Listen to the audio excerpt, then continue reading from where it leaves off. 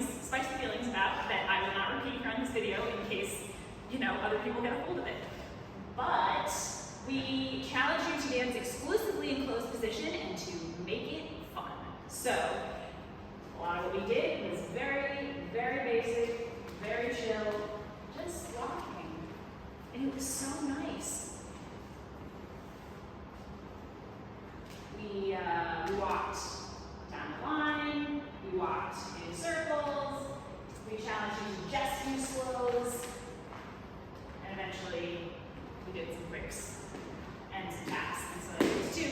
And it was really, really nice. That sort of transitioned us into this idea of texturing the in-betweens. So in looking at how we could add sort of shape and style to all of our regular figures and shapes and stuff.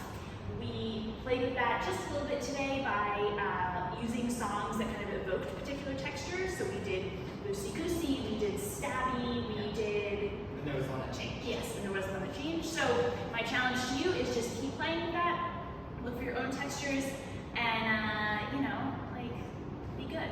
Yeah.